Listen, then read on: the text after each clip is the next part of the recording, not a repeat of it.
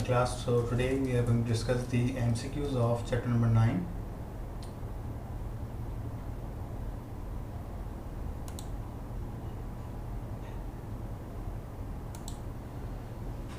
तो आज हम चैप्टर नंबर 9 के MCQs को डिस्कस करेंगे.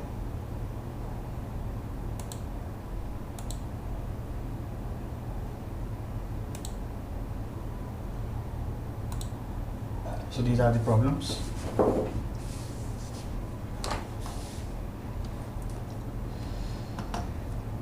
So the first MCQs of diffraction of light. सबसे पहले हम diffraction of light को डिस्कस कर रहे हैं. The bending of light rays around an obstacle is called diffraction. किसी भी शार्प एज के अराउंड लाइट का बैंड हो जाना इसको हम क्या कहते हैं? diffraction कहते हैं. मिसाल के तौर पर अगर एक लाइट रे जो है वो शार्प एज, लाइट की वेवलेंथ बहुत बारीक होती है.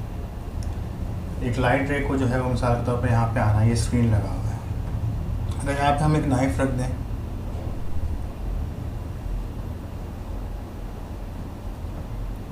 तो नाइफ की ये टिप है, तो उसको होना क्या चाहिए था कि यहाँ शेड न्यू बनना चाहिए था कि लाइट का जो उसका नाइफ का शेड न्यू बन रहा है.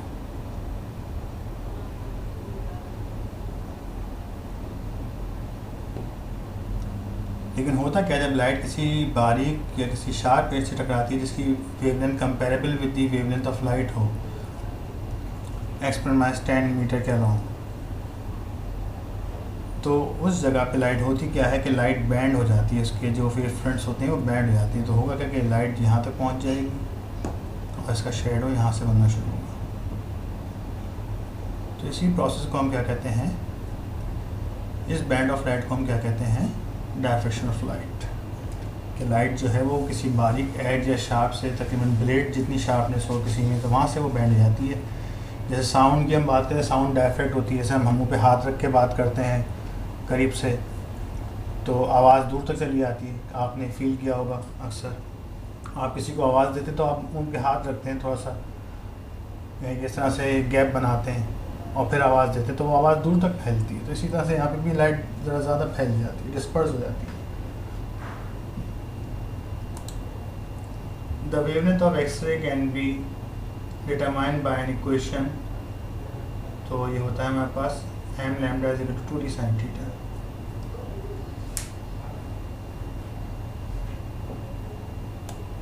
ये ब्रैग्स लॉ है हमारे पास.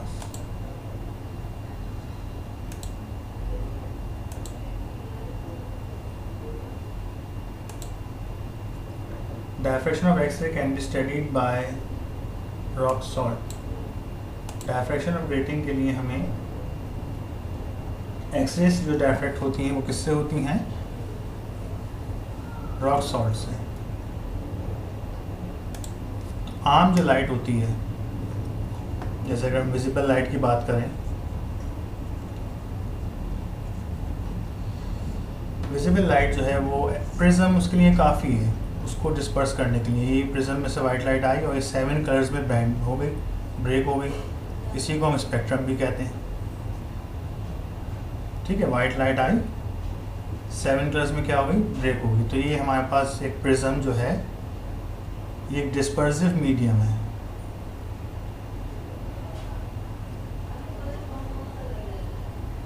ठीक है, ये हमारे पास क्या है? डिस्पर्सिव मीडियम है. इसी तरीके से हम बात करेंगे कि अगर हम किसी सिंगल वेवलेंथ लाइट की बात करें या सिंगल कलर की बात करें, हम चाहेंगे वाइट लाइट को तो प्रिज्म ने ब्रेक कर दिया, लेकिन अगर प्रिज्म में से हम गुजारें रेड कलर की लाइट तो हो सकता है रेड लाइट में भी 2 कलर्स पाए जा रहे हो, लेकिन ये प्रिज्म उसको ब्रेक नहीं कर पाएगा, रेड में गुजार देगा उसको. तो यहाँ पे इनसफिशिएंट हो गया. तो फिर इसके लिए हमें बनानी पड़ी कि ऐसी रिजॉल्विंग पर डिस्पर्सिव मीडियम बनाया जिसकी रिजॉल्विंग पावर ज़्यादा हो, तो बनाया गया डायफ्रैक्शन ग्रेटिंग.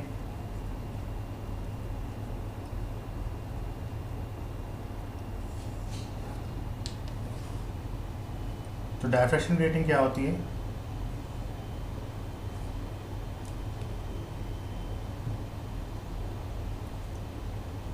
एक ग्लास टाइप के मटेरियल के ऊपर कई सारी लाइंस को जो है रूल कराया जाता है कि डायमंड टूल्स पे कई सारे लाइंस को हम कट लगा देते हैं, इतना कि 1 सेंटीमीटर में तकरीबन 4000 लाइंस कट लगे हुए होते हैं।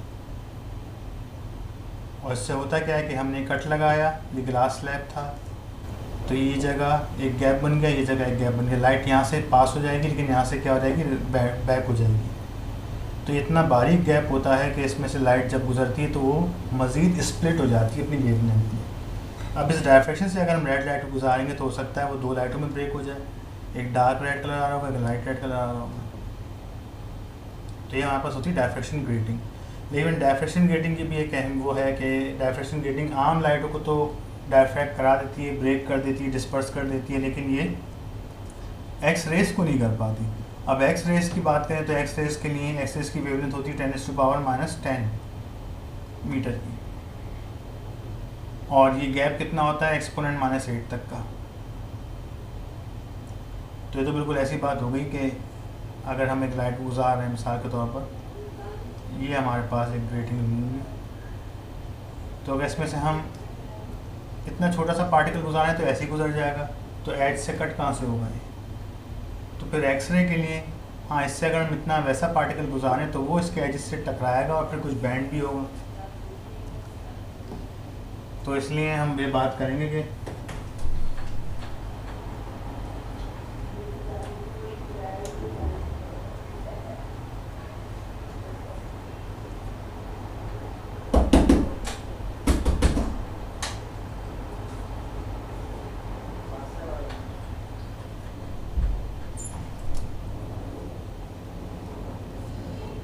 ठीक है बेटा।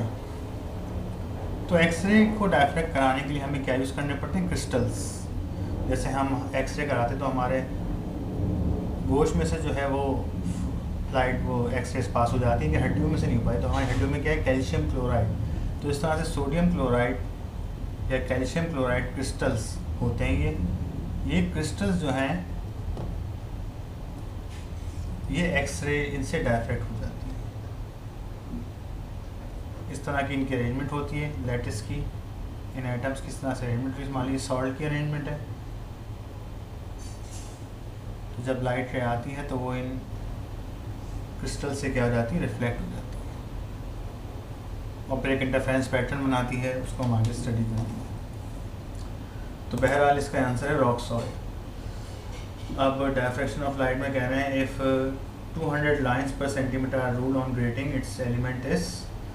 तो ज़रा सा मैं इसमें आपको दिखा दूँ फॉर्मूले। ये इसकी फार्मूला शीट है चैप्टर नंबर 19 की, जो कि अवेलेबल है इसके लिंक में भी, मटेरियल लिंक में अवेलेबल है सारी। तो यंग डबल स्लिट के हमारे पास ये फार्मूले हैं सारे। अभी फ़िलहाल हम जो है सबसे पहले पढ़ रहे हैं डायफ्रैक्शन ग्रेटिंग, तो मैं वहीं पे ले आता हूँ आपको। तो डायफ्रैक्शन ग्रेटिंग का फार्मूला हमारे पास क्या होता है, m lambda is equal to d sine theta, और अगर यही एक्सरे में कन्वर्ट हो जाए तो एक्सरे में फॉर्मूला बन जाता है m lambda is equal to 2d sine theta. इस इक्वेशन को हम ब्रैग्स लॉ भी कहते हैं। ठीक है, तो जिन पे MCQ लिखा हुआ है इनको रीड कर लीजिएगा, इंपॉर्टेंट है।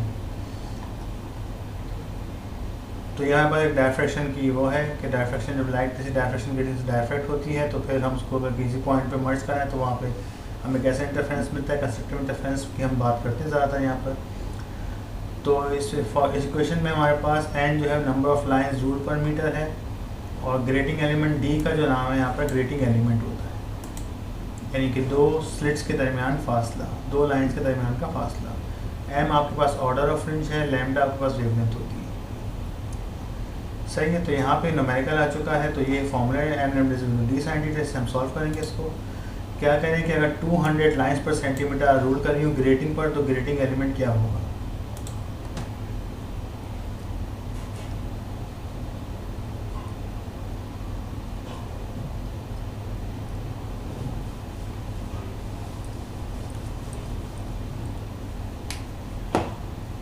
तो एक्सरे डायफ्रैक्शन का ये डायफ्रैक्शन ऑफ लाइट का फॉर्मूला है।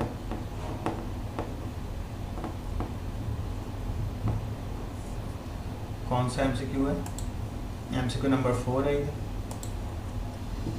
4 MCQ इसमें कहना है कि n जो गिवन है आपको 2000 लाइंस पर सेंटीमीटर रूल कर रही हैं। तो इसमें जो फॉर्मूला हमारे पास एक फॉर्मूला तो ये है कि d sine theta is equal to m lambda, पहला फार्मूला। और यहाँ पर डी जो है आपके पास, इसको हम क्या कहते हैं कि जो दो स्लिट्स के दरमियान, ये जो दो स्लिट्स हैं इनके दरमियान जो गैप है, इस गैप को कहा जाता है डी। ठीक है, तो डी साइन थीटा से ग्रेटिंग एलिमेंट भी कहते हैं, ग्रेटिंग कांस्टेंट भी कहते हैं इसको हम। तो डी का फॉर्मूला एक और होता है कि 1/n, या फिर L अपॉन n भी लिखते हैं कुछ लोग, लेकिन L आपके पास मीटर में होता है, तो 1 मीटर को हम 1 ही लिख देंगे यहाँ पे अगर हम मीटर में बात करें। तो सबसे पहले हमें अगर क्या निकालना है, डी यहाँ पर फाइंड आउट करना है, ग्रेटिंग एलिमेंट सोल्यूशन पे आते हैं। तो सबसे पहले आप डी निकाल लीजिए, डी आपके पास क्या आएगा 1/n। अब n अगर सेंटीमीटर में तो ये भी सेंटीमीटर हो जाएगा, 1/2000। तो डी का आंसर आ जाएगा लाइंस, ये था लाइंस पर सेंटीमीटर, तो डी का आंसर आ जाएगा सेंटीमीटर में। कितना आ रहा है इसको आप कैलकुलेटर से चेक कर सकते हैं। 1/2000 कितना हो जाएगा आपके पास, ये हो जाएगा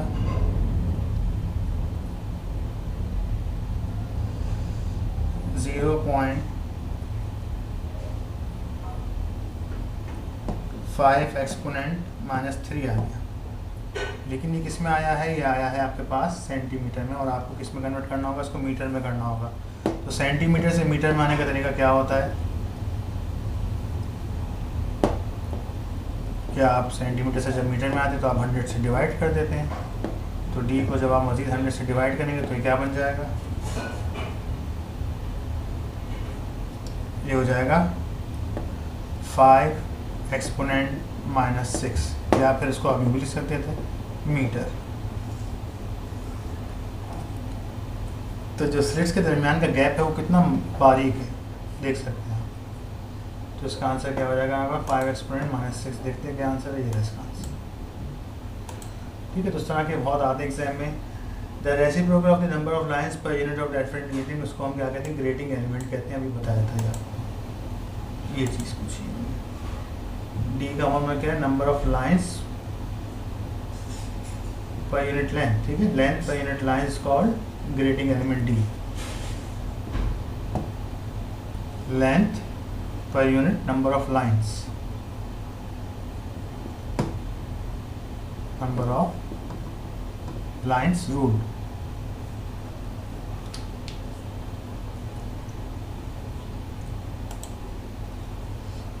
इसके बाद है diffraction of light is special type of interference की एक स्पेशल टाइप है, जिसमें जो वेव फ्रंट्स जो हैं वो प्राइमरी सेकेंडरी वेव फ्रंट्स आपस में इंटरफेयर करते हैं ब्रेक होके। The one of the following is the equation represent Bragg's law. तो ब्रैग्स लॉ हमारे पास क्या होता है, m lambda is equal to 2d sin theta. The number of lines ruled per centimetre on diffraction grating is 4000। It's grating element is, देखते हैं क्या answer आता है इसका। आई थिंक ये आंसर आएगा 4000 लाइंस है आपके पास, तो बिल्कुल इसी सवाल पे आ जाएगी। n आपके पास अगेन कितना आ गया है, 2 की जगह 4000 आ गया है। जब आप 4000 लिखेंगे तो 4000 पे क्या आंसर आ जाएगा, 1/4000, यह आ गया 0.25 एक्सपोनेंट -3। फिर इसको जब आप डिवाइड कर देंगे 0.25 एक्सपोनेंट -3 को जब आप डिवाइड करेंगे 100 से, तो ये कन्वर्ट हो जाएगा 2.5 एक्सपोनेंट -6 मीटर, या फिर 0.25 एक्सपोनेंट -5 मीटर। कोई भी आंसर हो सकता है। ठीक है, ये MCQ नंबर कौन सा था हमारे पास, ये MCQ नंबर था 8, ये 8 भी हो गया। अच्छा, the structure of crystals on study with the help of X-rays called diffraction. When both point source and screen are placed at finite distance, उसको हम फ्रेस्नेल डिफ्रैक्शन कहते हैं। और अगर when both point source and screen placed at infinite distance, उसको हम कहते हैं फ्रॉनहोफर डिफ्रैक्शन। तो डिफ्रैक्शन का टॉपिक जब आपने पढ़ा होगा तो वहाँ पे देखा होगा ये। क्या देखें, ये होता है फ्रेस्नेल डिफ्रैक्शन में, देख सकते हैं आप सोर्स और ये स्क्रीन, इनके दरमियान सोर्स स्लिट और स्क्रीन, इन दोनों के दरमियान डिस्टेंस फाइनाइट होता है। और फ्रॉनहोफर में क्या होता है, सोर्स के दरमियान और स्लिट ऑब्स्टिकल के दरमियान भी डिस्टेंस इनफाइनाइट है, तभी हमने यहाँ लेंस लगाया है ताकि रेस क्या हो गई, पैरेलल हो गई। इनफाइनाइट से जब रेस आती है तो पैरेलल आती है। और ऑब्स्टिकल और स्क्रीन के दरमियान भी हमने क्या लगाया हुआ है, लेंस लगाया हुआ है कि इनका डिस्टेंस भी क्या है, बहुत ज़्यादा होता है, इनफाइनाइट होता है। तो जब both source and screen place at finite तो फ्रेस्नेल, और जब बोथ सोर्स एंड स्क्रीन और प्लेस एट इनफाइनाइट डिस्टेंस को हम क्या कहते हैं, फ्रॉनहोफर कहते हैं।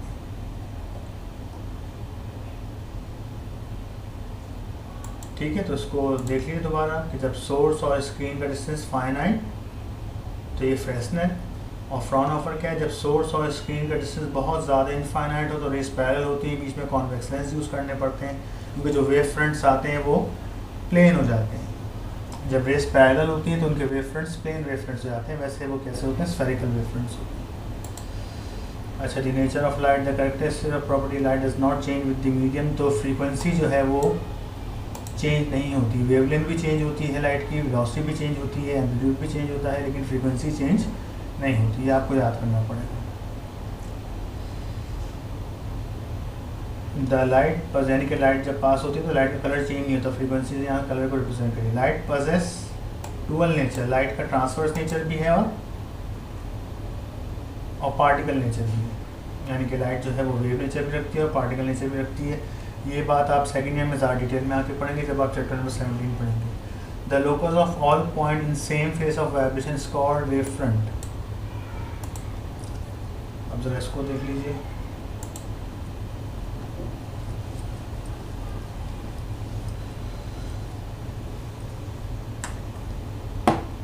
तो देखें ये मिसाल के तौर पे वाइब्रेशन हो रही है, तो हमारे पास जो वेव होती है ये एक वेव है,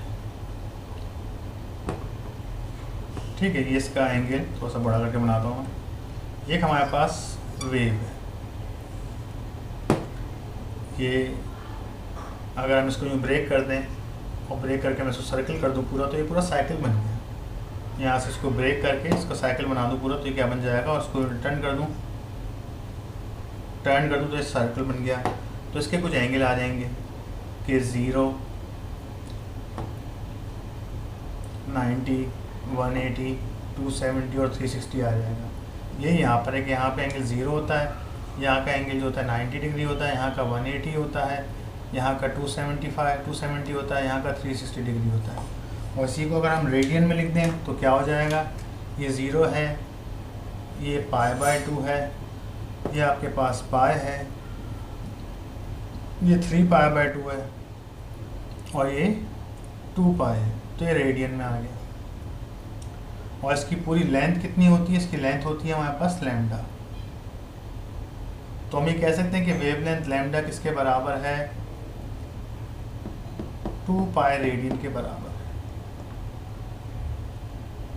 ये पूरी वेवलेंथ लैम्डा किसके बराबर है, 2π रेडियन के बराबर है। और अगर कहेंगे 180 के बराबर कितनी है, तो λ/2 जो है आधी वेवलेंथ किसके बराबर है, पाई रेडियन के बराबर है, यानी कि 180 डिग्री के बराबर है। ये किसके बराबर है, 360 डिग्री के। सही, तो ये मैंने आपको एक वेव का एक बेसिक सा बैकग्राउंड बताया है। अब दोबारा अपने MCQ पे आते हैं। तो हम बात कहते हैं all wave fronts in same face. तो फेस कहते हैं हम एंगल को, फेस किसे कहते हैं हम लोग, एंगल को। तो वेव फ्रंट हम किसे कहते हैं, जैसे हमारे पास ये वेव चल रही लहरें, समंदर में और भी लहरें इस तरह से बन रही इकट्ठी, तो ये जो इनका पॉइंट है, यानी ये भी 90 पर, ये भी 90 पर, ये भी 90 पर, ये रिप्रेजेंट करता है वेव फ्रंट को। अब ये अगर कितने पे, 270 पे, तो ये भी 270 पे, ये भी 270 पे, ये भी वेव फ्रंट को रिप्रेजेंट करता है। तो ये सब कितने में, सेम फेज में चल रही। तो ये सेम फेज में जो चलती हैं चीज़ों को हम क्या कहते हैं, वेव फ्रंट। एक तरीका तो ये था इसको देखने का। दूसरा तरीका क्या है कि दूसरे तरीके में मैं इसको यूँ बनाऊँगा कि सब हम इसका जो है वो इस तरह से सेंटर पॉइंट से देखेंगे कि यहाँ पे पानी में, जैसे आपने देखा पानी में जब आप किसी को पत्थर को, पैडल को फेंकें तो वहाँ पे रिपल्स बनती हैं, तो ये वेव फ्रंट होती है, लहर उठी है, ये क्रस्ट है उसका, ये क्रस्ट है, ट्रफ अंदर है, फिर ये क्रस्ट है। तो समंदर की जब लहरें आ रही होती हैं इस तरीके से, तो क्रस्ट नज़र आता है, ट्रफ अंदर की तरफ होता है। तो ये समझ लीजिए एक रिपल बनी पानी के अंदर, पानी में आपने पेबल ड्रॉप किया, तो इन सब का डिस्टेंस जो है वो एक ही एंगल आ रहा होगा। अब लाइट वेव की जब हम बात करें तो लाइट तो हर तरफ निकल रही होती है, लाइट यहाँ भी निकल रही है, लाइट यहाँ भी निकल रही है, लाइट यहाँ भी निकल रही है, और लाइट यहाँ भी जा रही है।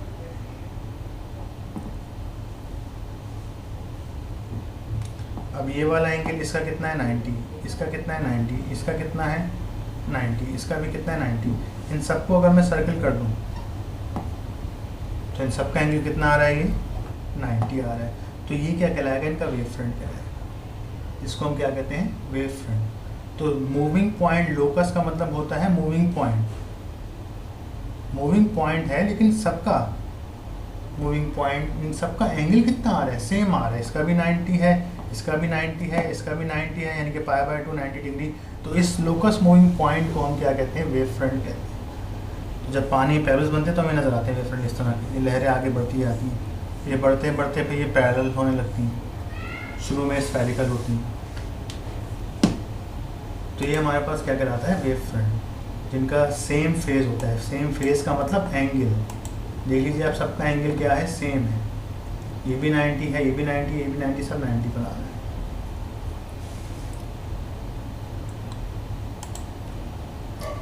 These one of the following is not electromagnetic wave। तो साउंड वेव हमारे पास एक मैकेनिकल वेव है, इसको ट्रैवल करने के लिए मीडियम रिक्वायर्ड होता है। तो वो वेव जिनको मीडियम रिक्वायर्ड ना हो, जैसे हमें आपने देखा होगा कि जब बिजली कड़कती है, थंडर स्टॉर्म होता है, तो हमें रोशनी पहले नज़र आती है, रोशनी की रफ्तार ज़्यादा भी है और रोशनी की इलेक्ट्रोमैग्नेटिक रेज है, तो रोशनी तो हमारी आंखों तक पहुंच जाती है लेकिन उसकी साउंड देर से आती है। अब साउंड हमारे इस बादलों का उसके दरमियान मीडियम है, लेकिन यही चीज़ अगर हम देखें स्टार्स में, सन में, स्टार्स और सन, हमें सन में हमारे कितने हैवी न्यूक्लियर फ्यूजन रिएक्शन हो रहे हैं, तो सन की लाइट तो हम तक पहुंच रही है, लेकिन सन में वो धमाके जो ब्लास्ट हो रहे हैं, हाइड्रोजन बम फट रहे हैं वहाँ पे इतने सारे, उनकी साउंड तो हम तक नहीं पहुँच पाती, क्योंकि साउंड इज मैकेनिकल वेव। तो this one of the following is not electromagnetic wave. तो एक्सरे भी इलेक्ट्रोमैग्नेटिक वेव, फोटोन है, गामा रे फोटोन है, अल्ट्रावायलेट रेज फोटोन है, लेकिन अल्फा पार्टिकल हमारे पास जो है, अल्फा रे जो है वो इसमें पार्टिकल रेडिएशन है, इलेक्ट्रोमैग्नेटिक रेडिएशन नहीं है। This are called particle radiation. इसमें हमारे पास क्या होता है, अल्फा पार्टिकल ट्रैवल करता है। Electromagnetic wave consist of oscillating electric and magnetic field, both are perpendicular to each other. दोनों क्या होते हैं, परपेंडिकुलर होते हैं। जब लाइट एमिट होती है तो उसमें इलेक्ट्रिक और मैग्नेटिक फील्ड आपस में कैसे ट्रैवल करती हैं, 90 डिग्री पर। इलेक्ट्रिक फील्ड और मैग्नेटिक फील्ड वेक्टर बी से बनाते हैं, इनका कितना एंगल होता है, 90 डिग्री पर होता है। इस तरह से ट्रैवल कर रही होती है और इनका पॉइंटिंग वेक्टर इस तरह से मूव कर रहा होता है। बहरहाल फिलहाल से इतना याद रखें कि इलेक्ट्रिक और मैग्नेटिक फील्ड का वेक्टर कितना होता है, 90 होता है। One of the following phenomena can not be explained on the nature of wave theory. तो इंटरफेरेंस भी वेव नेचर ऑफ लाइट है, डायफ्रैक्शन भी वेव है, डिस्पर्जन भी वेव, लेकिन फोटो इलेक्ट्रिक इफेक्ट जो है वो लाइट का पार्टिकल नेचर है। You will study this topic in second year, chapter number 17। Wavelength of visible light जो है वो 400 नैनोमीटर से लेके 700 नैनोमीटर तक होते हैं। ये वो लाइट की वेवलेंथ है जो कि हमें नज़र आती हैं। तो इसको हम कह सकते हैं 400 नैनोमीटर से लेकर 700 नैनोमीटर तक। नैनो का मतलब होता है एक्सपोनेंट -9, 700 एक्सपोनेंट -9 मीटर। इसको यूँ भी लिख सकते हैं कि 4000 एंगस्ट्रॉम से लेकर 7000 एंगस्ट्रॉम तक। और 1 एंगस्ट्रॉम किसके बराबर होता है, एक्सपोनेंट -10 मीटर के। तो ये हमारे पास विजिबल लाइट की वेवलेंथ होती है।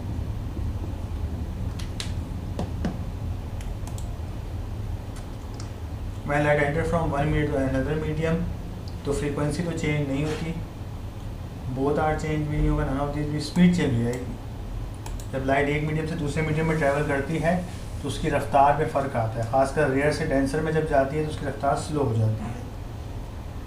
न्यूटन ने यही बात गलत की थी, लेकिन इस बात को वेव नेचर ने, यानी कि हाइजन वेव थ्योरी ने सही साबित कर दिया था। In the complete electromagnetic spectrum this following have least frequency. Infrared की लीस्ट फ्रीक्वेंसी का मतलब एनर्जी मान लीजिए। इंफ्रारेड की सबसे कम फ्रीक्वेंसी होती है, एनर्जी होती है। सबसे ज़्यादा एनर्जी किसकी होती है, गामा रेस की, इसके बाद एक न्यूट्रॉन रेज आई, उनकी सबसे ज़्यादा होती है। अल्ट्रावायलेट, इंफ्रारेड के बाद अल्ट्रावायलेट की फ्रीक्वेंसी है, फिर आपके पास एक्स की इससे ज़्यादा है, फिर सबसे ज़्यादा गामा रेस की है। जितनी छोटी वेवलेंथ उतनी ज़्यादा फ्रीक्वेंसी होगी। Monochromatic medium of light from one medium to another medium, this property remains unchange. Frequency, light की फ्रीक्वेंसी क्या रहती है? Unchange. At very large distance of this source we get plane wave front. उसको देख लीजिए कि जब डिस्टेंस लार्ज हो जाता है हमारे पास, यानी कि मान लीजिए ये वेव फ्रंट निकले अगर समंदर, जैसे समंदर में या फिर बारिश का पानी होता है तो देखा होगा आपने, इसमें रिपल्स बन रहे होते हैं। ये पानी में रिपल्स बने, शुरू में क्या आई? स्फेरिकल। ये सोर्स थी इनकी, स्फेरिकल है, तो ये स्फेरिकल ही चलते रहेंगे। लेकिन बहुत दूर जाने के बाद आप देखेंगे ये प्लेन हो जाएंगे। पानी में जब लहर बनती है तो बहुत दूर जाने के बाद वो शुरू में स्फेरिकल होती है, बहुत दूर जाने के बाद उसके वेव फ्रंट्स क्या हो जाते हैं? प्लेन हो जाते हैं। इसी पे ही हम एक लाइन ड्रॉ करते हैं, उसको हम रे ऑफ लाइट कहते हैं, जो चैप्टर 10 में पढ़ा है हमने। ठीक है। The present idea about the nature of light is that dual nature, के लाइट का जो है वो बेटा दोहरी शख्सियत है, डुअल नेचर है। In 1905, Einstein suggested that light travels from one place to another place in the form of photons. Einstein ने फोटॉन कहा था, प्लांक्स ने क्वांटा कहा था, लाइट के पैकेट्स ऑफ एनर्जी को। Point source of light is homogeneous medium give rise to the spherical wave front. अगर homogeneous एक सा मीडियम है आपके पास तो वहाँ पे वेव फ्रंट्स कैसे होंगे? स्टार्टिंग में स्फेरिकल, जैसे मैंने बताया। जैसे ही सोर्स से वेव फ्रंट निकलेंगे क्या होंगे बेटा? ये स्फेरिकल। अगर 3 डायमेंशन, अगर 2 डायमेंशन होते तो सर्कुलर होते हैं। तो spherical means spherical wave fronts हैं ये, और ये प्लेन जब दूर डिस्टेंस पे पहुंच जाते हैं।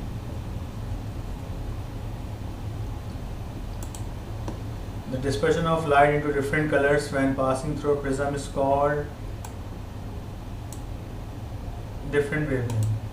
जो प्रिज्म में से लाइट गुजर के डिफरेंट उसमें ब्रेक होती है तो उनकी क्या होती है? डिफरेंट वेवलेंथ होती है। When light enter into a denser medium, its velocity is decreased। जब लाइट किसी गाढ़े मीडियम में जाती है यानी जिसकी डेंसिटी ज़्यादा हो, जैसे एयर से वाटर में जा रही है तो उसकी वेलोसिटी क्या हो जाएगी? कम हो जाएगी, उसकी रफ्तार कम हो जाएगी।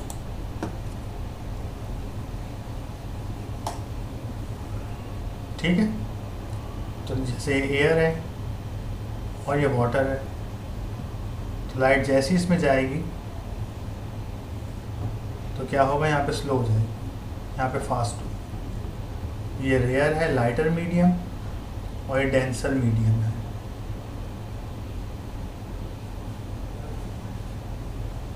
अच्छा जी। Photoelectric effect through the light consist of particle nature, ये चैप्टर नंबर 2nd ईयर से ज़्यादा रिलेटेड है। Wave fronts near points are called spherical होते हैं। ठीक है। According to Maxwell theory, light travels in the form of electromagnetic radiation. Maxwell ने कहा था लाइट जो है वो मैक्सवेल इलेक्ट्रोमैग्नेटिक रेडिएशन है। फिर उन्होंने जो है वो उसका पोलराइजेशन का मैकेनिज्म भी करके दिखाया था। Sine theta is equal to theta specially less than 5 degree. वैसे तो 10 डिग्री तक भी होता है, लेकिन हमारे कोर्स में जब ये आया था तो उन्होंने इसका आंसर 5 डिग्री तक माना था कि जब एंगल स्मॉल हो, इसको मैं प्रूफ कर देता हूँ आपको। कई मरतबा आपने पढ़ा होगा चैप्टर नंबर 10 में भी, 11 में भी, और चैप्टर नंबर 4 जब सेंटीमीटर की डेरिवेशन आपने की होगी कि हमारे पास एक राइट ट्राइंगल है। ठीक है, ये थीटा है, तो ये आपके पास क्या हो गया? बेस हो गया, सॉरी ये परपेंडिकुलर हो गया, ये बेस हो गया आपके पास, और ये क्या हो गया? हाइपोटेन्यूज। तो अगर थीटा स्मॉल हो जाए, जैसे थीटा हमने स्मॉल कर दिया, इतना स्मॉल, जैसे जैसे थीटा को आप स्मॉल करते आते तो होता क्या है? हाइपोटेन्यूज और बेस बराबर हो जाते हैं। एक वक्त ऐसा आता है। तो अगर बेस और हाइपोटेन्यूज बराबर हो गए, ये रहा परपेंडिकुलर, तो इसी का फॉर्मूला एक ये भी होता है कि अगर ये चीज़ सर्किल में का टुकड़ा हो इस तरह से, तो सर्कल में इसी चीज़ को हम क्या कहते हैं, आर्क लेंथ कहते हैं। सर्कल में हम एंगल कैसे बनाते हैं, ये रेडियस हो गया और इसको हम कहते हैं आर्क लेंथ।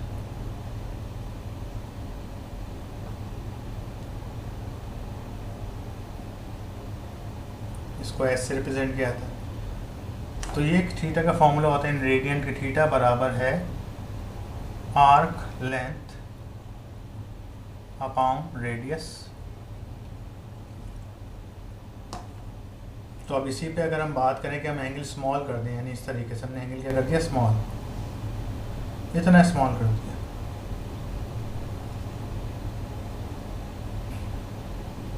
सर्कल का टुकड़ा है, ये हो गया थीटा। तो यहाँ पे ये भी जगह रेडियस है, ये भी जगह रेडियस है, दोनों लेंथें बराबर हो गई, हाइपोटेन्यूज और बेस। तो इस वक्त होता क्या है कि टेंजेंट थीटा क्या फॉर्मूला क्या होता है, परपेंडिकुलर अपॉन बेस, और साइन थीटा का फॉर्मूला क्या होता है हमारे पास, base upon perpendicular upon hypotenuse. तो जब ये कंडीशन आती है तो आप देख रहे हैं कि हाइपोटेन्यूज और बेस आपस में क्या हो चुके हैं, बराबर हो चुके हैं। यानी कि जहाँ हाइपोटेन्यूज आ रहा है वहाँ मैं क्या रख सकता हूँ, बेस। तो अगर मैं यहाँ पे रख दूँ परपेंडिकुलर अपॉन बेस, तो ये परपेंडिकुलर अपॉन बेस है। जब perpendicular upon hypotenuse perpendicular upon base बराबर हो गया, इसका मतलब क्या हो गया कि टेंजेंट थीटा बराबर किसके हो गया, साइन थीटा के।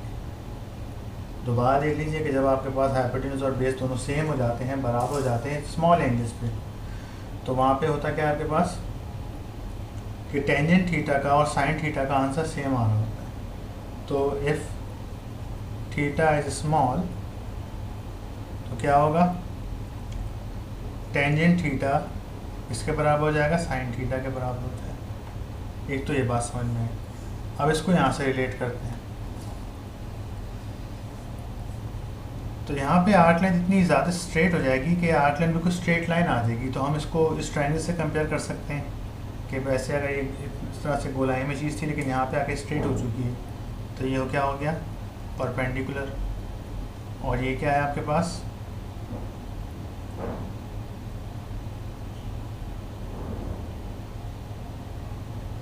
हाइपोटेन्यूज। तो परपेंडिकुलर और हाइपोटेन्यूज हम रख सकते हैं। तो थीटा की जगह पे क्या आ जाएगा, आर्क लेंथ की जगह आ गया परपेंडिकुलर, रेडियस की जगह भले हाइपोटेन्यूज रख दें या बेस रख दें, तो ये चीज़ क्या हो गई, बराबर इसी चीज़ के। तो हम ये कह सकते हैं कि theta is equal to perpendicular hypotenuse, तो मैं यहाँ पे रख दूंगा साइन थीटा। और दूसरी चीज़ क्या रख सकता हूँ मैं यहाँ पे, टेंजेंट थीटा, कि अगर थीटा स्मॉल हो, if theta is very small and measured in radian। वैसे तो होता है अप टू 10 डिग्री, लेकिन यहाँ पे हमने 5 डिग्री आंसर दिया गया, हमारी बुक में ये दिया तो हम 5 डिग्री ही लिखेंगे। तो बहरहाल यहाँ मैंने आपको एक्सप्लेन कर दिया कि थीटा स्मॉल होने पर टेंजेंट थीटा साइन थीटा बराबर हो जाते हैं। और आर्क लाइन के फॉर्मूले से भी अगर हम देखें तो आर्क लाइन का फॉर्मूला भी टेंजेंट थीटा और साइन थीटा के बराबर आ रहा होता है। ठीक है जी। Huygens principle is used to locate the wave front. Huygens principle जो था वो वेव फ्रंट को लोकेट करता है। The monochromatic beam of light is unable to show dispersion. Dispersion कहते हैं लाइट को फैलाना। अगर मोनोक्रोमेटिक यानी सिंगल कलर की लाइट है तो वो लाइट को क्या फैलाएगी, वो तो अगर प्रिज्म से गुजार रहे हैं, इंटरफेरेंस आप डायफ्रैक्शन ग्रेटिंग से गुजार दें या आप एक्सरे क्रिस्टल से गुजार दें तो भी वो ब्रेक नहीं हो पाएगी। हाँ, अगर बहुत डेप्थ में जाए तो मोनोक्रोमेटिक लाइट भी मोनोक्रोमेटिक नहीं होती है, डाइक्रोमेटिक होती है। जैसे भी येलो लाइट है, येलो लाइट में 2 वेवलेंथ पाई जाती है, लेकिन हम उसे जब उससे गुजारते हैं डायफ्रैक्शन ग्रेटिंग से तो उतना फील नहीं हो पाता उसके बाद। तो monochromatic light is unable to show dispersion, interference कर देगी, रिफ्लेक्शन कर देगी, रिफ्लेक्शन कर देगी, सब चीज़ हो जाएगी। When two absolutely identical waves starting from same point they said to be in phase. अगर 2 वेव्स सेम पॉइंट से स्टार्ट हो रही हों तो हम कहेंगे कि एक बिल्कुल सेम फेज में है। एंगल, फेज का मतलब angle. The wave front of wave will be spherical when the rays of lights are not parallel. Wave front जो है वो स्फेरिकल माने जाएंगे अगर रे ऑफ लाइट जो है वो नॉट पैरेलल है। इसको देख लीजिए ज़रा।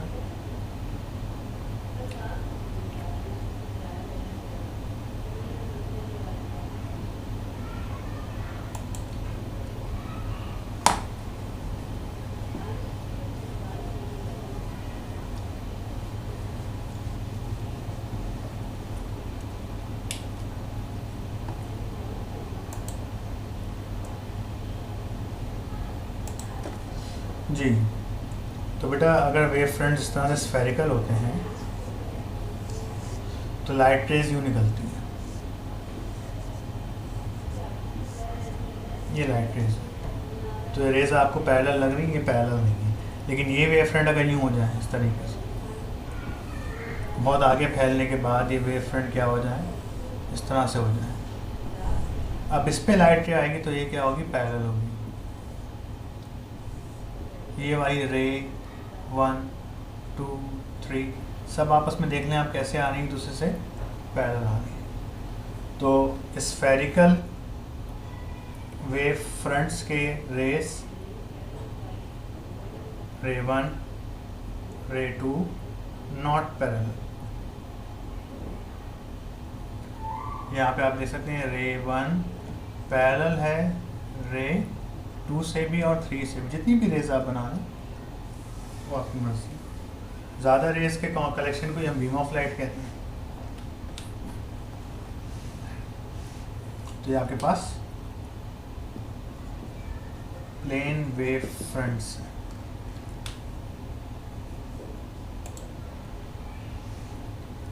इंटरफेरेंस इन थिन फिल्म, पहले इंटरफेरेंस ऑफ लाइट पढ़ लेते, फिर थिन फिल्म पे आते हैं। तो interference of light, the phenomena of interference of light was demonstrated by Thomas Young's double slit, इसी पे रखा गया है डबल स्लिट एक्सपेरिमेंट। ठीक है, तो ये देख सकते हैं आप, यंग्स डबल स्लिट एक्सपेरिमेंट का ये फॉर्मूला है हमारे पास कि ब्राइट फ्रिंज जो बनते हैं यहाँ पर स्क्रीन के ऊपर, ये 2 स्लिट्स होती हैं S1 S2, इनके दरमियान डिस्टेंस D होता है, ये पार्ट डिफरेंस आता है दोनों वेव्स के दरमियान किसी पॉइंट P पर। ये पोजीशन ऑफ फ्रिंज होती है जिसकी हम बात करते हैं, जिसकी हम कैलकुलेशन करते हैं, जो पैटर्न मिलता है। तो y = m लैम्डा L/d होता है, y = m + ½ lambda upon d होता है डार्क फ्रिंज के लिए। लैम्डा वेवलेंथ है, m ऑर्डर ऑफ फ्रिंज है या पैटर्न है जो आपको लाइट का बैंड नज़र आ रहा है, d यहाँ पे डिस्टेंस है between slits S1 S2, 2 slits double slits के दरमियान, L distance between screen and slit. तो L आपके पास जो है वो ये स्लिट्स के दरमियान और जो स्क्रीन जहाँ पे स्पेक्ट्रम बन रही है उसका फासला L है। तो L यहाँ बहुत ज़्यादा डिस्टेंस होता है, D बहुत स्मॉल होता है। ठीक है, तो ये इसके फॉर्मूले हैं, ये इसकी डायग्राम थी, अब आते हैं इसके ऊपर। तो the phenomena of interference was demonstrated by this, for constructive interference path difference is given by m lambda. तो यंग डबल स्लिट में हमारे पास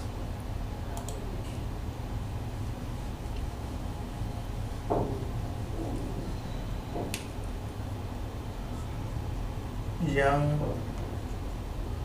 डबल स्लिट्स में हमारे पास बेटा ये 2 स्लिट्स होती हैं S1 S2। इससे पहले हम एक सिंगल स्लिट लगाते हैं और यहाँ पे लाइट सोर्स होती है ताकि थोड़ा डायफ्रैक्ट हो जाएंगे, उसके बाद यहाँ पे आए। ये स्क्रीन होता है, ये डिस्टेंस आपके पास L कहलाता है। ये एक वेव चली गई यहाँ से, दूसरी वेव चली गई, इस तरह से काफ़ी सारी वेव्स पहुँच रही होंगी। तो यहाँ पे आपके पास इनका वेव नेचर हो रहा होता है शो कि 2 वेव्स जा रही हैं इस तरीके से, यहाँ पे आके आए। तो अगर ये 2 वेव जब यहाँ मीट करेंगे, अगर ये वाला पॉइंट क्रस्ट पे क्रस्ट आ जाए या ट्रफ पे ट्रफ आ जाए तो ये कंस्ट्रक्टिव इंटरफेरेंस होता है हमारे पास, कंस्ट्रक्टिव इंटरफेरेंस।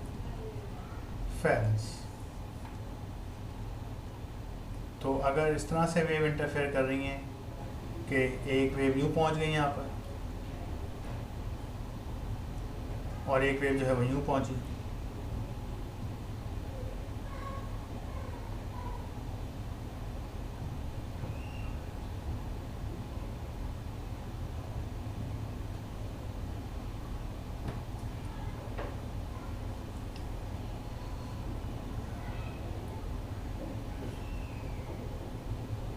नहीं 2 वेव्स के दरमियान अगर डिस्टेंस कितना है वो लैम्डा,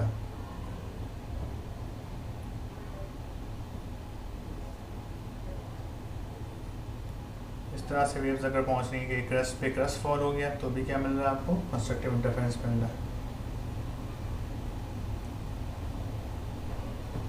इस तरह से ये फर्स्ट वेव है,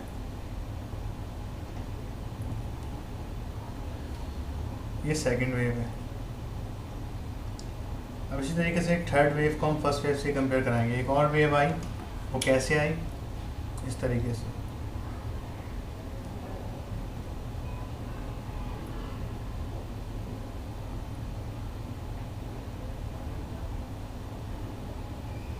यानी ये थर्ड वेव जो है पहले से चलती हुई आ रही थी, और मान लीजिए कि इसके साथ क्या कर रही है, मीट कर रही है। तो इसका भी देखें, क्रस्ट पे क्रस्ट आया, इंटरफेरेंस कैसा होगा, कंस्ट्रक्टिव इंटरफेरेंस। पे भी क्या आ रहा है, क्रस्ट पे क्रस्ट आ रहा है, इंटरफेरेंस कैसा होगा। लेकिन इसके दरमियान लेंथ कितनी है, इसकी लेंथ है आपके पास अगर लैम्डा, उसकी लेंथ भी लैम्डा है, तो इनका पार्ट डिफरेंस कितना हो गया इन दो के दरमियान, फ़र्क कितना हो गया रास्ते का फ़र्क लैम्डा माइनस लैम्डा कितना आ गया, 0। तो पार्ट डिफरेंस अगर 0 आए तो भी कंस्ट्रक्टिव इंटरफेरेंस होता है दो वेव्स के दरमियान। अब इस पहली वेव का पार्ट डिफरेंस निकालें इसके साथ इस तरह से कि एक वेव u पहुंची, कितनी लेंथ थी, लैम्डा, और एक वेव कैसे पहुंची, इस तरीके से। इसका डिस्टेंस कितना हो गया, ये वेव कंप्लीट हुई यहाँ पे लैम्डा, और यहाँ तक हो गया 2 लैम्डा। तो अब इन दोनों के दरमियान रास्ते का फ़र्क कितना है, इसने फासला तय किया 2 लैम्डा, इसने फासला तय किया लैम्डा, तो चेन निकालने डेल्टा लैम्डा, पार्ट डिफरेंस कितना हो जाएगा, लैम्डा 2 लैम्डा माइनस लैम्डा, तो लैम्डा आ गया, तो सेकंड पार्ट डिफरेंस हो गया लैम्डा। अब इसी तरीके से एक थर्ड वेव आएगी कि एक लहर और पहले से बन गई, इसको हम कह रहे हैं फोर्थ वेव, या इसको हम थर्ड वेव कहते हैं। फर्स्ट वेव ये हो गई, ये जनरल वेव है, इससे हम हर चीज़ को कंपेयर कर रहे हैं।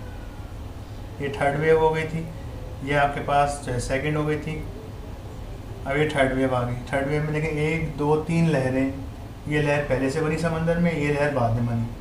अब जब ये इंटरफेयर करेंगे तो क्या होगा, इनका पार्ट डिफरेंस हो जाएगा, इसकी लेंथ हो गई 3 लैम्डा और ये लैम्डा, तो इसका इंटरफेरेंस कैसा आ जाएगा, 3 लैम्डा माइनस 2 लैम्डा, लैम्डा।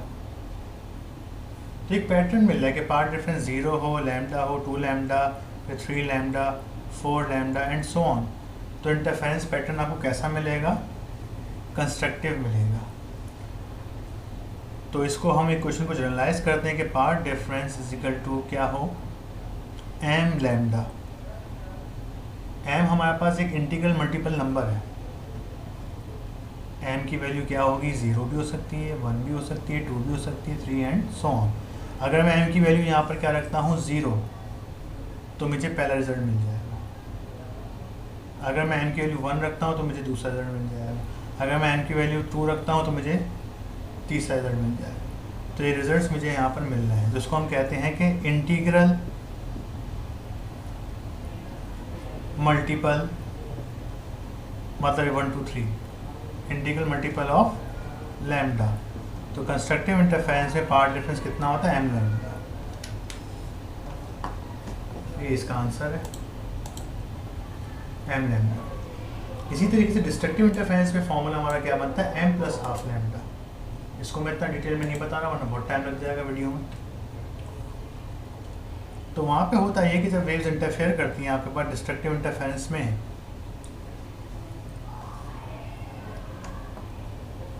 तो डिस्ट्रक्टिव इंटरफेरेंस में हमारे पास डिस्ट्रक्टिव होता है। वैसे डिस्ट्रक्टिव इंटरफेरेंस में हमारे पास क्या कंडीशन आती है पार्ट डिफरेंस की, कि अगर एक क्रस्ट पे कौन आ जाए, ट्रफ आ जाए, क्या आ जाए, ट्रफ। तो क्रस्ट पे जब ट्रफ फॉल होता है तो क्या होता है, एक दूसरे को क्या करते हैं, कैंसिल आउट करते हैं, रिजल्ट 0 हो जाता है। तो ये डिस्ट्रक्टिव इंटरफेरेंस हुआ। कंस्ट्रक्टिव में क्या था, क्रस्ट पे क्रस्ट आ गया, अगर ये 4 था, ये भी 4 था, तो इनका रिजल्ट कितना मिल जाएगा, 8। वेव एम्पलीफाई हो गई, एम्पलीट्यूड बढ़ गया, इंटेंसिटी बढ़ गई, लाइट की शिद्दत बढ़ गई, आवाज़ है तो आवाज़ की शिद्दत बढ़ गई। यहाँ पे क्या होगा कि +4 आया और ये आ गया -4, ये तो एक दूसरे को कैंसिल आउट कर देंगे, रिजल्ट कितना हो जाएगा, 0। भाई खुद देखें ना इसको आप इस तरीके से, ये एक लहर चल रही है और एक ये लहर चल रही है।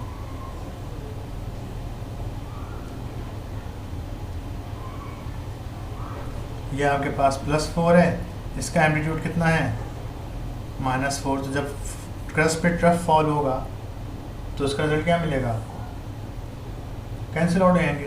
तो इनका पार्ट डिफरेंस कुछ इस तरीके से आ रहा होता है कि डिस्टेंस हो आपके पास λ/2, 3 λ/2, 5 λ/2, 7 λ/2 एंड सो ऑन। तो इसका जो हम जनरल फॉर्मूला बनाते हैं पार्ट डिफरेंस का, वो क्या बनाते हैं कि path difference equal to m plus half lambda.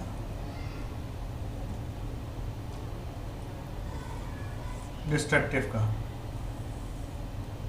और m की वैल्यू कहाँ से कहाँ तक है, 0 1 2 3 4 सो ऑन। अब m की वैल्यू आप 0 रखेंगे तो ये 0 हो गया, λ/2 आ जाएगा पहला ऐसे। m की वैल्यू जैसे ही आप क्या रखेंगे 1 रखेंगे तो 1 प्लस 1/2 हो जाएगा 3/2 लैम्डा, तो ये सेकंड रिजल्ट आ गया।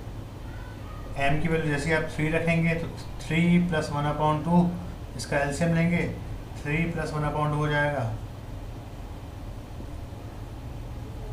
5/2 लैम्डा, 5/2 लैम्डा। तो यहाँ हमें एक पैटर्न नज़र आया कि ये जो है वो इंटीग्रल मल्टीपल चल रहा है किसका, λ/2, यहाँ पे 1 लिखा हुआ है, 2 λ/2, λ/2, λ/2। तो हम इसको कहते हैं ये 1 3 5 7 फिर 9 आ जाएगा। तो ये तो हो गया odd integral multiple of what, ये जो है destructive interference odd integral multiple है, लेकिन किसका, ऑफ λ/2 का।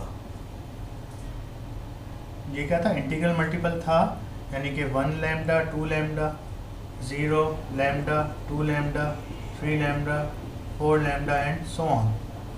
तो ये था 0 1 2 3 4, ये इंटीग्रल मल्टीपल नंबर्स कराने यानी सीक्वेंस चल रही है। तो ये था इंटीग्रल मल्टीपल ऑफ लैम्डा, ये था ऑड इंटीग्रल मल्टीपल ऑफ λ/2। तो इसको ज़रा सा याद रखिएगा आप लोग।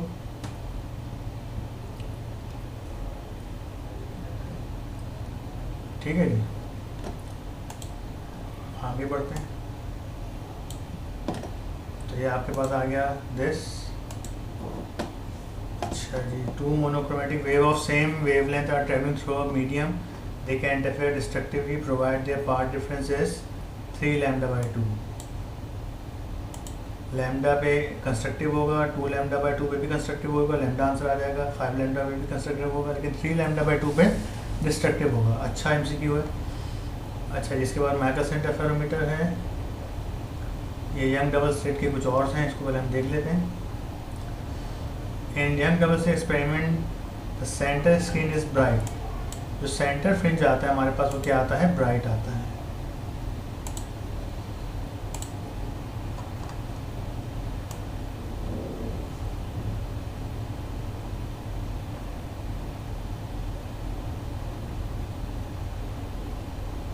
तो स्क्रीन के सेंटर में जो वेव्स पहुंचती हैं, इनका हमारे पास जो फ्रिंज आते हैं वो क्या आता है, पार्ट डिफरेंस कितना आता है, 0। क्योंकि हमें पता है कि पार्ट डिफरेंस अगर 0 हो, दो वेव्स के दरमियान पार्ट डिफरेंस अगर 0 हो तो उनका आपके पास इंटरफेरेंस पैटर्न कैसा बनता है, कंस्ट्रक्टिव। तो ये यहाँ पे पूछा गया है यंग डबल स्लिट एक्सपेरिमेंट में। तो ये देख लीजिए, इसका सेंटर है, एक वेव यहाँ से पहुँच रही है, एक वेव यहाँ से पहुँच रही है। तो जितना रास्ता ये तय करेगी उतना ही रास्ता ये तय करेगी। ये बिल्कुल ऐसी कि दो हाथों को अगर मैं यूँ निकाल लूँ तो मेरे हाथ में पहुँच रहे हैं, अगर मैं यहाँ लेके जाऊँ तो हाथों में फ़र्क आ रहा है, रास्ते का फ़र्क आ रहा है। तो सेंटर में मेरे हाथ इस तरह से पहुँच रहे हैं, तो दोनों हाथों का डिस्टेंस सेम है। जितना रास्ता इस वेव ने तय किया उतने रास्ते इस वेव ने तय किया। तो इसका अगर क्रस्ट पहुँच रहा है तो इसका भी क्रस्ट पहुँच रहा होगा। इंटरफेरेंस कैसा हो जाएगा, यहाँ पर कंस्ट्रक्टिव इंटरफेरेंस हो जाएगा। तो यहाँ पे हमेशा क्या बनता है, ब्राइट बनता है। Okay, in Young double slit experiment fringe spacing is equal to L λ/d। ये मैंने आपको एक फॉर्मूले भी दिखाए थे कि फ्रिंज स्पेसिंग जिसको हम डेल्टा वाई कहते हैं वो कितनी आती है, L λ/d।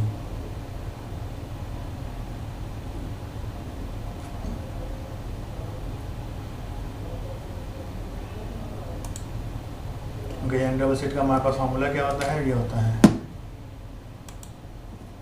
y is equal to m l lambda over d. ये कंस्ट्रक्टिव इंटरफेरेंस का है, और डिस्ट्रक्टिव इंटरफेरेंस का क्या होता है, y is equal to m plus half lambda l upon D.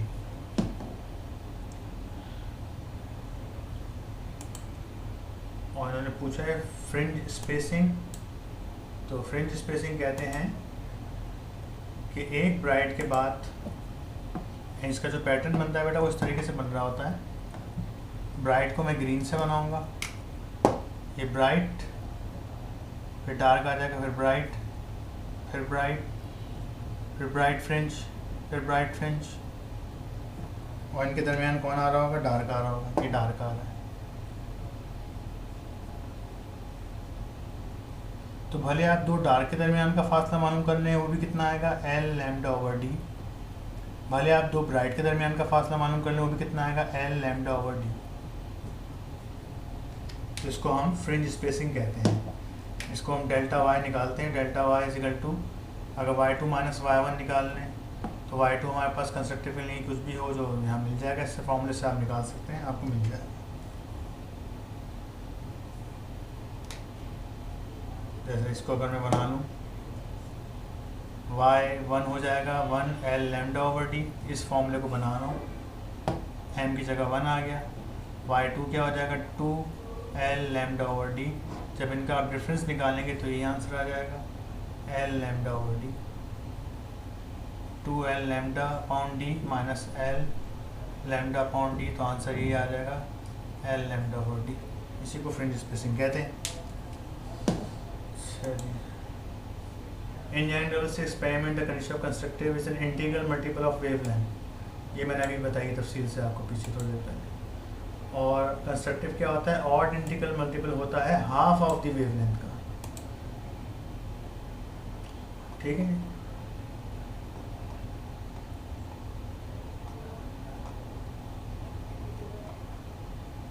अच्छा, इसके बाद ये माइकलसन इंटरफेरोमीटर है हमारे पास की रिप्रेजेंटेशन की, इसको भी देख लीजिए आप।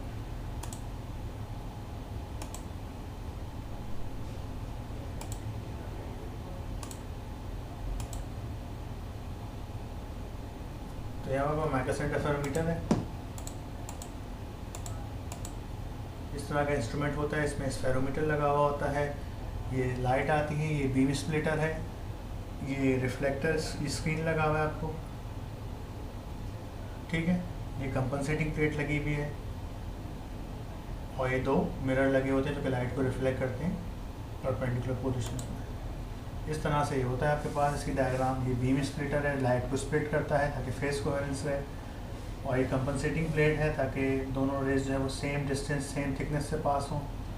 यहाँ से लाइट ब्रेक होती है, एक लाइट रे दो में ब्रेक हो जाती है, आधी रे आगे निकल जाती है, एक रे ऊपर चली जाती है। ये मूवेबल मिरर है, ये फिक्स मिरर है, और यहाँ से हम इसको देख रहे होते तो यहाँ पे लाइट इंटरफेरेंस का पैटर्न नज़र आता है। ये देख सकते हैं इसको, ये मोनोक्रोमेटिक लाइट आ गई आपके पास, ये बीम स्प्लिटर आ गया, ये कंपनसेटिंग प्लेट है, ये मूवेबल मिरर है, ये फिक्स मिरर है, इसको M1 का, इसको M2 का है हमने। अब यहाँ पे देखें लाइट रे ब्रेक हुई, ऊपर गई रे 1 और रे 2 आगे चली गई जब रे लाइट्स पे अट्रैक्ट हुई थी। अब इसके बाद यहाँ से रिफ्लेक्ट होकर रिटर्न होंगी, ये रिटर्न हुई, ये नीचे आ गई। इसी तरीके से ब्लू वाली लाइट भी रिटर्न होगी। ये मैंने कलर अलग किए हैं, हालांकि लाइट पूरी रेड कलर की है, और यहाँ पे आके इनका इंटरफेरेंस पैटर्न हमें टेलीस्कोप पे नज़र आता है, और वो इस तरीके का होता है, फ्रिंजेस बनते हैं, ब्राइट डार्क फ्रिंजेस नज़र आ रहे होंगे आपको, ठीक है। तो एक फ्रिंज से दूसरी फ्रिंज के दरमियान डिस्टेंस होता है वो कितना होता है, λ/2 होता है। यानी एक ब्राइट फ्रिंज से अगर आप दूसरे ब्राइट फ्रिंज पर जाना चाह रहे हैं, शिफ्ट करना चाह रहे हैं, तो आपको इसके स्फेरोमीटर को कितना मूव करना पड़ेगा, λ/2 मूव करना पड़ेगा। और ये डिस्टेंस है, अगर हम इसको मूव करते हैं कितना डिस्टेंस डी, तो ये कितना ट्रैवल करेगा, ये डिस्टेंस ने ट्रैवल किया लाइट ने यहाँ पर 2D। इस मिरर को मैं यहाँ से यहाँ ले गया इस फेरोमीटर की मदद से मूव करके, तो लाइट ने कितना डिस्टेंस ट्रैवल किया, डी जाने का और डी वापस आने का। तो 2D डिस्टेंस अगर मैं इसको मूव करता हूँ तो मैं एक ब्राइट फ्रिंज से दूसरे ब्राइट फ्रिंज पर पहुँच जाऊँगा, ठीक है। तो ये यहाँ पे इसकी प्रेजेंटेशन है जो कि मैंने आपको दिखा दी।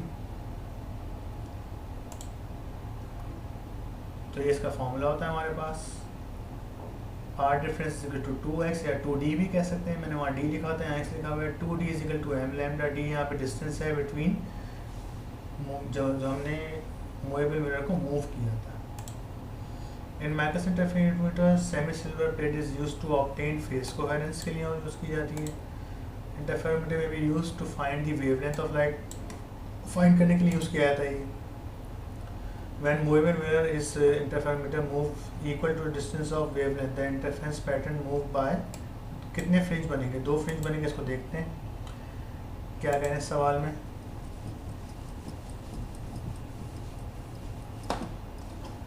तो हमारे पास यहाँ कहा जा रहा है माइकस इंटरफेरोमीटर में कि अगर मिरर कितना मूव किया जाए d, m lambda is equal to 2d, d यहाँ पर distance move by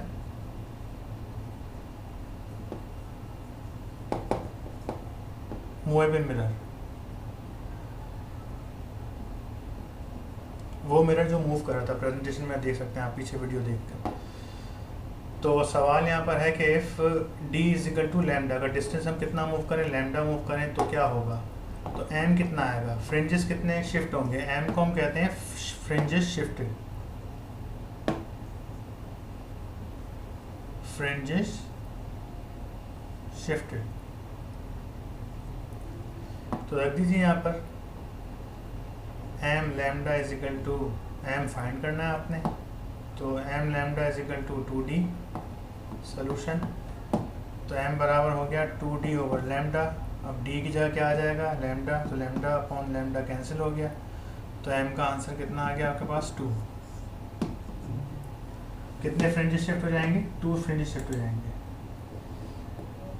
two place a bright fringe by the next bright fringe, the Michelson interferometer of a movable mirror is moved through a distance equal to lambda by 2।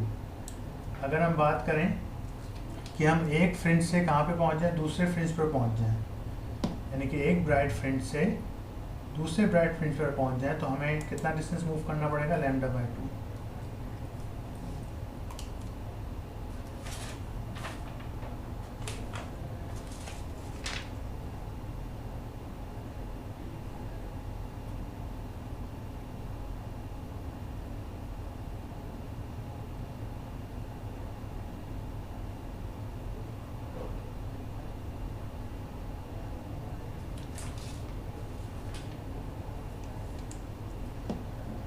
ठीक है,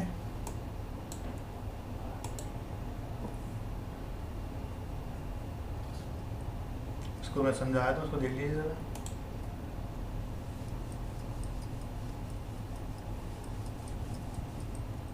तो यहाँ पे भी हम देख रहे हैं कि m की वैल्यू जो है वो 2d के बराबर है।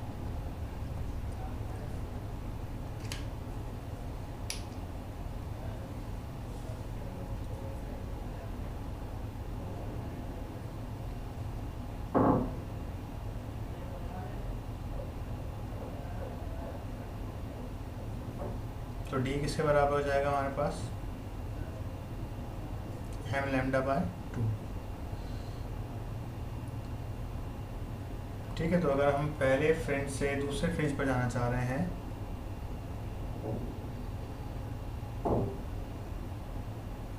तो यानी इसके अगर हम वो बनाएं कि 1 लैम्डा बाय 2 आ जाएगा, फिर 2 लैम्डा बाय 2 आ जाएगा।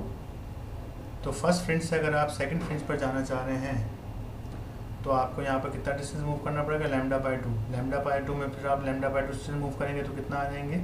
सेकंड फ्रिंज पे पहुँच जाएंगे। फिर लैम्डा बाय 2 डिस्टेंस मूव करेंगे तो कितने पहुँच जाएंगे? 3 पे पहुँच जाएंगे। तो इस तरह से डिस्टेंस आप कितना मूव करना चाहिए कि आप पहले ब्राइट फ्रिंज से कहाँ पर आ जाएँ? ये चाहिए फ्रिंजेस बने हुए, इससे आपको इस पर आना है। ये ब्राइट है सारे, और जो वाइट कलर नज़र आ रहा है वो डार्क फ्रिंज है। इससे यहाँ पर आने के लिए जो आपको डिस्टेंस आप ट्रैवल करेंगे कितना करेंगे? Lambda by 2।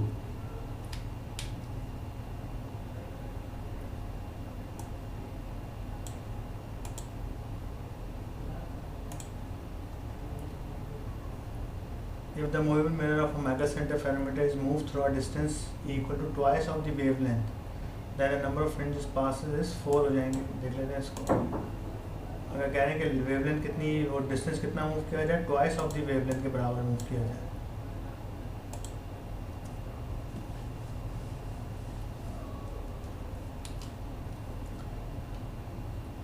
अगर डिस्टेंस कितना मूव किया जाए ट्वाइस ऑफ द वेवलेंथ, तो एम फ्रिंजेस कितने शिफ्ट होंगे, तो m lambda is equal to 2d, तो m is equal to 2d over lambda, 2 lambda by d की जगह क्या आ जाएगा 2 लैम्डा, तो 4 लैम्डा बाय लैम्डा हो गया ये, तो एम कितना हो गया 4 फ्रिंजेस हो गए।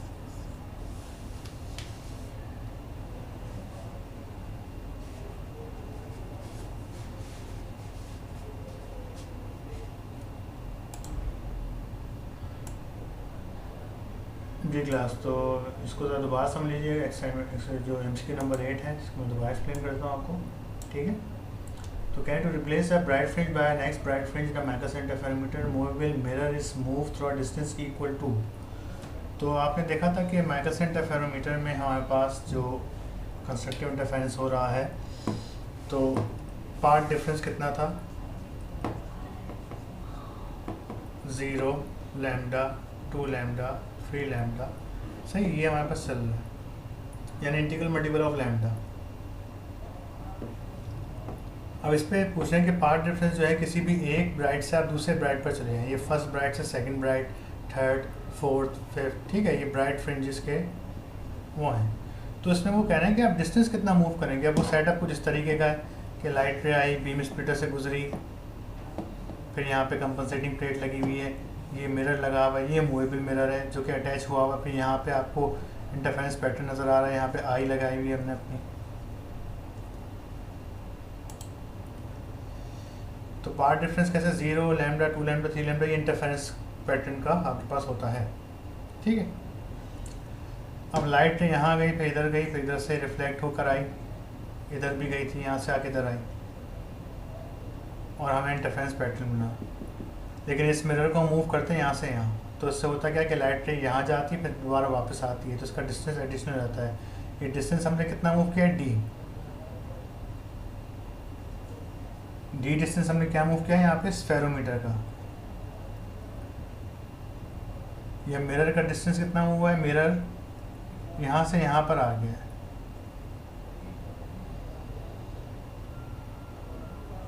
ठीक है। और ये डिस्टेंस किसके बराबर है, ये डिस्टेंस बराबर है लाइट का 2d के बराबर है। तो पार्ट डिफरेंस कितना है लाइट रे, इस लाइट रे के दरमियान, इस लाइट रे के दरमियान, यह है 2d। तो path difference 0 lambda 2 lambda 3 lambda है। अब इस पर कह रहे हैं कि इस पार्ट डिफरेंस पर हमें चाह रहे हैं कि फर्स्ट ब्राइट से सेकंड ब्राइट पे चले जाएं, या सेकंड से थर्ड पे चले जाएं, थर्ड से फोर्थ पे चले जाएं, तो हमें d कितना मूव करना होगा। तो यहाँ पे माइक्रो सेकंड में पार्ट डिफरेंस कितना होता है आपके पास 2d, और ये किसके बराबर है m लैम्डा के, तो 2d कितना हो जाएगा m लैम्डा, तो d बराबर आ गया किसके लैम्डा बाय 2 के। तो अगर मैं 0 से 1 पे जाऊंगा तो मुझे कितना डिस्टेंस मूव करना पड़ेगा d, लैम्डा नहीं करना पड़ेगा, लैम्डा बाय 2 करना पड़ेगा अगर मैं किसी भी एक ब्राइट फ्रिंज से दूसरे फ्रिंज पर जा रहा हूँ, ठीक है। तो इसलिए इसका आंसर क्या हो जाता है लैम्डा बाय 2। देखिए वो तो सही, लाइट तो डिस्टेंस कितना ट्रेवल करेगी लैम्डा 2 लैम्डा 3 लैम्डा, वो ठीक है, लेकिन ये d के साथ 2 भी लगाना है, अभी 2 यहाँ डिवाइड में आ जाएगा तो लैम्डा बाय 2 बन जाएगा। हमें डिस्टेंस बताना है कि मैं स्फेरोमीटर में कितना डिस्टेंस मूव करूँगा यहाँ पे, इस मिरर को यहाँ से यहाँ तक लाने के लिए मैं डिस्टेंस यहाँ ट्रैवल करूँगा कितना लैम्डा बाय 2, यानी कि वेवलेंथ इसने ट्रैवलिंग तो पूरी कर ली वेवलेंथ के बराबर कि लैम्डा से 2 लैम्डा तक पहुँच गया, लेकिन इस d की वैल्यू क्या होगी लैम्डा का हाफ होगी। यहाँ d जो है वो लैम्डा के बराबर नहीं आ रहा है, d बराबर आ रहा है लैम्डा डिवाइड बाय 2, सही है। ये मान लें कि अगर हम 0 से 1 पर आ गए, यानी 1 लैम्डा पर आ गए, तो d कितना हो जाएगा लैम्डा बाय 2 हो जाएगा। अच्छा जी, अब ये थिन फिल्म पे आना है। थिन फिल्म में हमारे पास क्या होता है, फेज रिवर्सल आना शुरू हो जाता है। थिन फिल्म में एंड में कराऊंगा, पहले मैं ये आगे करा दूँ उसको। न्यूटन रिंग्स में थिन फिल्म का टॉपिक है, पोलराइजेशन लास्ट। अच्छा, ये तो पहले तो थिन फिल्म को देख लेते हैं। तो बेटा इंटरफेरेंस इन थिन फिल्म में होता क्या है कि जब हम थिन फिल्म हमारे पास बनती है, लेयर ऑफ वाटर या लेयर ऑफ ऑयल आ जाती है, तो वहाँ पे इंटरफेरेंस जो आम होता है और इसके थिन फिल्म इंटरफेरेंस की कंडीशन में कुछ चेंज आ जाता है, फेज रिवर्सल आ जाता है एक पार्ट में। थिन फिल्म इंटरफेरेंस पर देख लीजिए होती क्या है।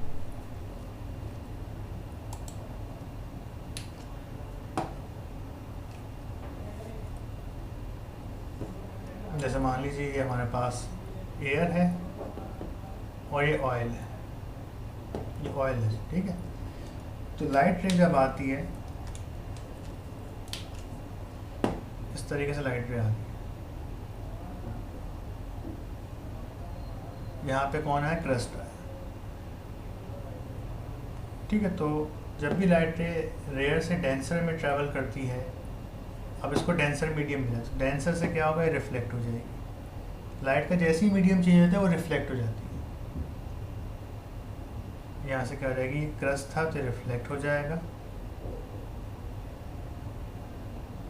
और रिफ्लेक्ट होकर बन जाएगा ये ट्रफ। ये ट्रफ हो चुका है, देखें आया क्रस्ट था, जा रहा ट्रफ है। तो यहाँ पे होता क्या है कि 180 डिग्री यानी क्रस्ट आपके पास कितना होता है, ये मैंने वही बताई थी दोबारा बात कि 0, 90 ये जगह 180 होती है और ये जगह होती है 360 डिग्री, यानी कि 0, 90, 180, 270 और 360। तो 180 को हम पाई भी कहते हैं। तो 180 डिग्री का यहाँ पर क्रस्ट अगर किस में चेंज हो गया, ट्रफ में चेंज हो गया, तो हम ये कहते हैं आधी वेवलेंथ λ/2 यानी कि 180 डिग्री या पाई रेडियन का फ़र्क आ चुका है। तो होता क्या है कि आया था क्रस्ट लेकिन रिफ्लेक्ट होकर कौन जा रहा है, ट्रफ जा रहा है, ये वेव चली गई। तो इस वाली ये पार्ट 1 कहलाता है इसका, ये फर्स्ट वेव है। अब इसकी ये क्रस्ट जो है वो अंदर भी जाएगी, इस तरीके से अंदर जाके यहाँ से भी रिफ्लेक्ट होगी। यहाँ से जब रिफ्लेक्ट होती है तो जो हिस्सा पहुँचता है, यहाँ पहुँचा मान लीजिए ट्रफ, तो ये ट्रफ ही पहुँच गया था, ट्रफ रिफ्लेक्ट हो जाएगा। तो दिखाया जाता है कि इसके इस पार्ट में यहाँ पर 180 डिग्री का फेस चेंज आ जाता है, फेस रिवर्स हो जाता है।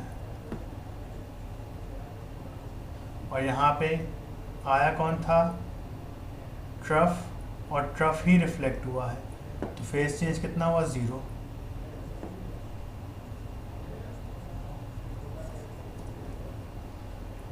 तो ये हमेशा जब भी होता है लाइट किसी रेयर से डेंसर में जाती है, डेंसर से रेयर में आएगी तो नहीं होगा। यहाँ देखें ऑयल के बाद दोबारा से कौन सी लेयर मिली, एयर, तो ऑयल के बाद एयर पे जब आई तो ऐसे ही रिफ्लेक्ट होगी, कोई फर्क नहीं आया।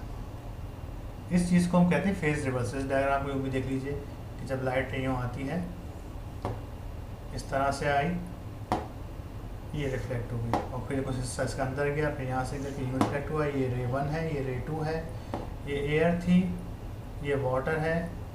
तो यहाँ पे भी इस वाली रे में जो रेयर से डेंसर पे टकराई है 180 डिग्री का फेस चेंज आता है। इस फेज रिवर्सल की यहाँ से होता क्या है कि जो अभी तक हम यंग डबल स्लिट में पढ़ते हुए आए थे, कंस्ट्रक्टिव इंटरफेरेंस का फार्मूला y यानी कि कंस्ट्रक्टिव इंटरफेरेंस में पार्ट डिफरेंस क्या होता था, m + m लैम्डा, और डिस्ट्रक्टिव इंटरफेरेंस में क्या होता था, path difference m + half lambda. ये चीज़ें रिवर्स हो जाती हैं, ये चीज़ें क्या हो जाती हैं, रिवर्स। थिन फिल्म में क्या हो जाएंगी ये चीज़ें,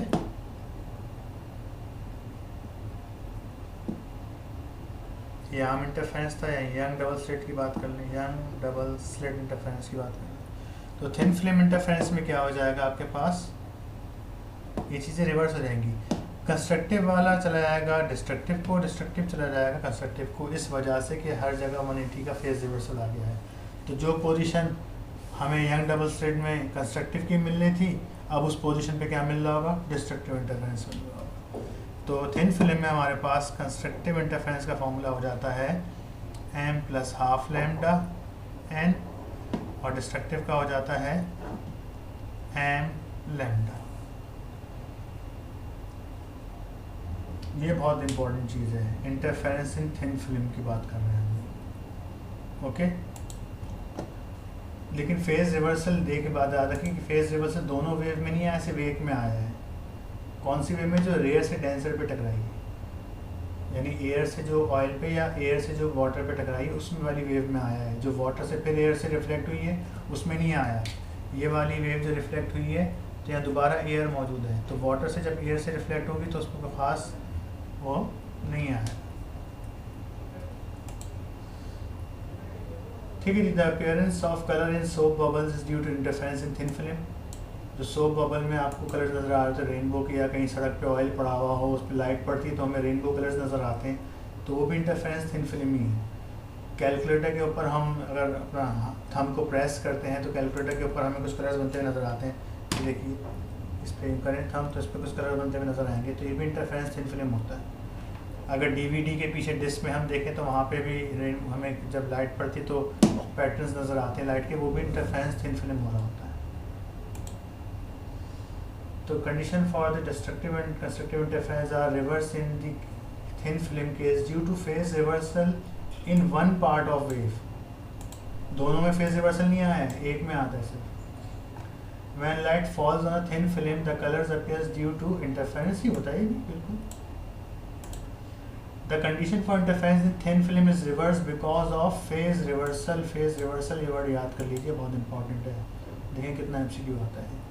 इन थिन फिल्म डिस्ट्रक्टिव इंटरफेरेंस अब क्या हो जाएगा? थिन फिल्म में डिस्ट्रक्टिव इंटरफेरेंस जो है वो आम तौर का कंस्ट्रक्टिव इंटरफेरेंस बन जाएगा, यानी कि इंटीग्रल मल्टीपल ऑफ वेवलेंथ। ये देख लीजिए, ये देखिए, ये m लैम्डा का मतलब क्या होता है? इंटीग्रल मल्टीपल ऑफ वेवलेंथ, इसकी बात हो रही है।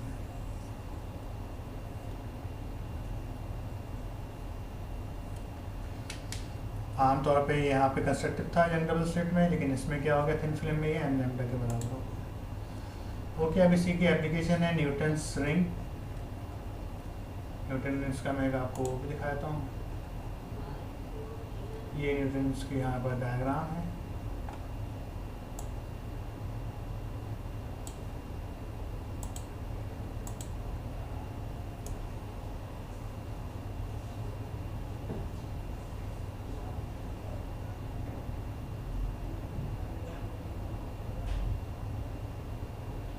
तो न्यूटन रिंग्स इस तरह के बनते हैं कि हम एक प्लेनो कॉन्वेक्स लेंस को ग्लास स्लैब पे रखते हैं, फिर उसके ऊपर लाइट को स्ट्राइक कराते हैं, तो उसके दरमियान में यहाँ एक थिन फिल्म, एयर फिल्म बनना शुरू हो जाती है, और यहाँ से हमें क्या मिलता है? इस तरह के फ्रिंजेस मिलना शुरू हो जाते हैं। तो आम तौर पे इंटरफेरेंस में सेंटर में हमारे पास ब्राइट फ्रिंज आता था यंग डबल स्लिट में भी, लेकिन फेज रिवर्सल की वजह से इसमें जो है थिन फिल्म की जितने भी इंटरफेरेंस होंगे इसमें सेंटर हमेशा क्या मिलेगा? डार्क स्पॉट मिलेगा।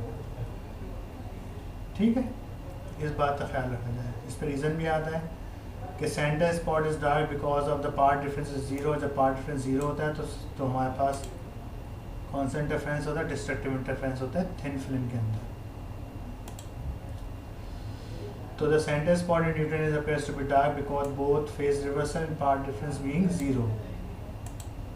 सेंटर पे फेज रिवर्सल और पार्ट डिफरेंस दोनों क्या होते हैं? जीरो होते हैं। बात मैंने इन डबल स्लिट नहीं बताई थी कि सेंटर की अगर हम बात करें, सेंटर का जो स्पॉट मिलेगा आपको न्यूटन रिंग्स में,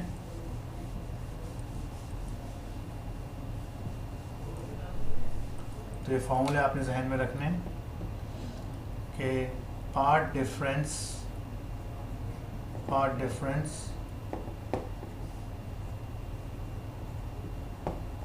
रास्ते का जो फ़र्क है, लाइटों के रास्ते का फ़र्क निकालते हैं वो समझेगा। तो थिन फिल्म में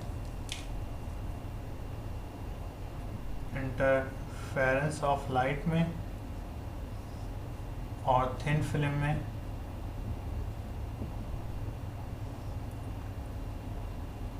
constructive interference, destructive interference, constructive interference, destructive interference.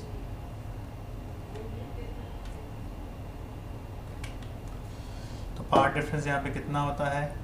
M lambda, यहाँ पे होता है एम प्लस हाफ लैम्डा। आमतौर पर थिन फिल्म में पार्ट डिफरेंस कंस्ट्रक्टिव का कितना हो जाता है, एम प्लस हाफ लैम्डा, और ये हो जाता है एम लैम्डा। तो ये रिवर्सिंग कंडीशन आ जाती है, इस बात को आपने ध्यान में रखना होगा। अब न्यूटन रिंग्स जो है कि वो थिन फिल्म की हमारे पास एप्लीकेशन है। न्यूटन रिंग्स तो होता क्या है कि ये हमारे पास एक ग्लास स्लैब है, इसके ऊपर हमने प्लेनो कॉन्वेक्स लेंस रखा हुआ है। तो सेंटर पे यहाँ पे जो लाइटें आएंगी, इधर तो आप देख रहे हैं कोई गैप ही नहीं है, यहाँ पे कोई गैप ही नहीं है बिल्कुल। तो जो लाइटें पहुँचेगी वो जो स्पॉट बनाएगी आपके पास, क्या बनाएगी, डार्क स्पॉट। क्योंकि यहाँ पर अब इससे अगर आगे हम बढ़ते आते तो यहाँ लाइट का पार्ट डिफरेंस आएगा। ये फिल्म बन रही है, एयर फिल्म मौजूद है यहाँ पर, लेकिन यहाँ पे कुछ भी नहीं है। तो यहाँ रेस कैसे ही आ जाए यूँ, इधर जो रेस पहुँचेंगी उनके दरमियान पार्ट डिफरेंस कितना होगा, 0 होगा। इस वजह से पार्ट डिफरेंस 0 होने पर ये वाली बात आ रही है। ठीक है, तो यहाँ पे अगर मैं 0 प्लेस करूँगा तो क्या आंसर आ जाएगा, 0। पार्ट डिफरेंस कितना हो गया, 0 पर। कंस्टेंट डिफरेंस में हमें डिस्ट्रक्टिव डार्क स्पॉट मिल जाता है, इसको हम स्पॉट कहते हैं। फिर यकीनन आपको ब्राइट भी मिल रहे होंगे और यहाँ डार्क फ्रिंजेस भी मिल रहे होंगे। ये डार्क आ गया, ये डार्क आ गया, ये डार्क आ गया। सही जी। तो ये रिंग्स की रेडियस कैलकुलेट किए जाते हैं, इसका फॉर्मूला आपके पास क्या होता है, ये फॉर्मूले देख लीजिए इसके पहले न्यूटन रिंग्स के। तो न्यूटन रिंग्स थिन फिल्म में थिकनेस निकालने का formula T=r² divide by 2r है। तो ये r क्या है हमारे पास, स्मॉल r जो है वो रेडियस ऑफ रिंग है। ये जो डिस्टेंस आते हैं इसको हम रेडियस ऑफ एनथ रिंग कहते हैं। और ये जो ग्लास स्लैब है आपके पास, वो है लेंस है, इसका रेडियस क्या माना जाता है, कैपिटल R। T यहाँ पर ये थिकनेस ऑफ फिल्म होती है, तो T बराबर होता है r² के। और रेडियस ऑफ रिंग अगर ब्राइट का निकालना है आपको तो उसका फॉर्मूला क्या होता है, Rn बराबर होता है n-12 इंटू r लैम्डा। और n यहाँ पर नंबर ऑफ रिंग को रिप्रेजेंट करता है कि पहला रिंग, दूसरा ring. r radius of curvature of lens है, alpha angle between air and film, Rn radius of nth ring कहलाता है, n नंबर ऑफ रिंग कहलाता है। चलिए जी आगे बढ़ते हैं। Yellow light are form a sodium lamp is used from Newton ring, the center spot of Newton rings will be dark होगा, भले किसी से भी करें। अगर थिन फिल्म है या न्यूटन रिंग्स के रिंग है तो वो सेंटर स्पॉट डार्क होगा। Newton rings are form due to interference of light, बिल्कुल। The centre spot of Newton ring is always dark. सारे एक ही आए हैं, कोई न्यूमेरिकल नहीं, कुछ नहीं, वो आप देख लीजिएगा न्यूमेरिकल शीट में। Polarization of light, so the phenomena which prove the evidence of transverse nature of light is known as polarization. Light जो है वो पोलराइज हो जाती है, ठीक है।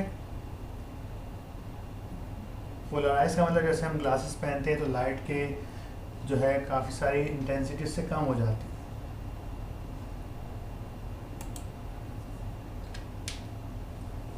तो ये बहुत इंपॉर्टेंट है, इसमें MCQ आते हैं। ये किस लिए होता है, due to phase reversal in single part of the wave.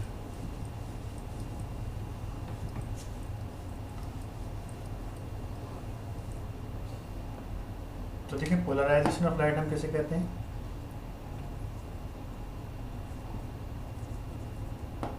Light हमारे पास एक फोटोन है और लाइट इस तरह से हर तरफ उसमें लाइट वेव निकल लेंगे, बल्ब में से हर जगह फोटोन निकलना है इस तरीके से। तो ये फोटोन कॉम्बिनेशन होते हैं इलेक्ट्रिक फील्ड और मैग्नेटिक फील्ड के कंपोनेंट का, जिसमें इलेक्ट्रिक फील्ड का कंपोनेंट जो है वो C टाइम्स ऑफ B के बराबर आ रहा होता है। यानी इलेक्ट्रिक फील्ड का कंपोनेंट बहुत ज़्यादा अहम है, B की इतनी अहमियत नहीं होती। तो अगर एक लाइट अनपोलराइज, एक बल्ब में से लाइट निकल रही है तो इस तरह से निकलती है, हम इसके वेक्टर यूँ बनाते हैं।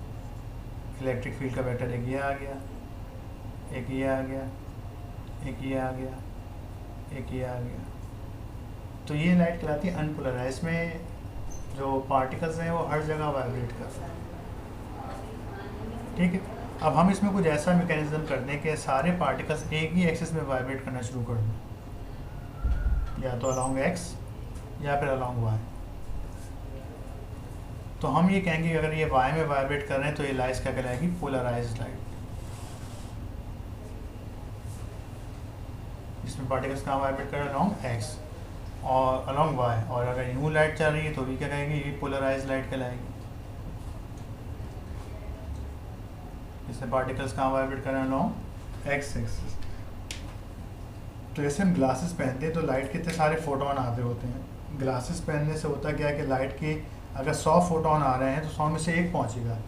अब होता क्या है कि एक फोटोन भी जो है वो इमेज बना देता है लाइट का। हमें तस्वीर नज़र आ जाएगी, कोई सामने से पर्सन आ रहा है तो उसका शेप नज़र आ जाएगा, हमें इमेज नज़र आ जाएगा उसका, लेकिन थोड़ा सा डल नज़र आएगा। तो ग्लासेस पहनते हैं सूरज में रोशनी से, तो हमारे आंखों पे वो नहीं होती, तेज़ रोशनी नहीं आती, लाइट की इंटेंसिटी कम हो जाती। तो लाइट सन, ये जो ग्लासेस होते हैं पोलराइज़र कहलाते हैं। तो कुछ ऐसे मटेरियल होते हैं जो लाइट को पोलराइज करते हैं, और इस पोलराइजिंग के ही तौर पर हमने लाइट का ट्रांसवर्स नेचर मालूम किया है।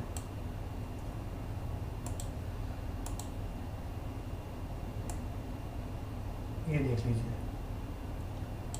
The light in which electric field vector vibrates oscillate in one और same direction is called polarized light. जो इसमें इलेक्ट्रिक फील्ड कहाँ वाइब्रेट कर रहा है, ये सारे इलेक्ट्रिक फील्ड के वेक्टर्स हैं एक डायरेक्शन में, तो उसको हम क्या कहते हैं, पोलराइज्ड लाइट। और ये क्या लाइट है, ये अनपोलराइज्ड है।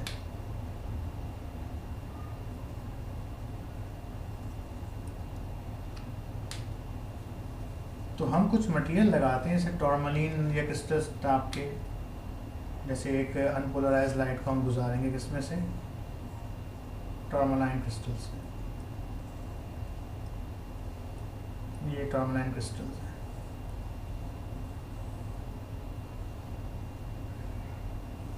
ये इसका एक्सिस ऑफ पोलराइजर है, यानी कि इसके मॉलिक्यूल्स यहाँ पे चेन में अरेंज हुए हैं।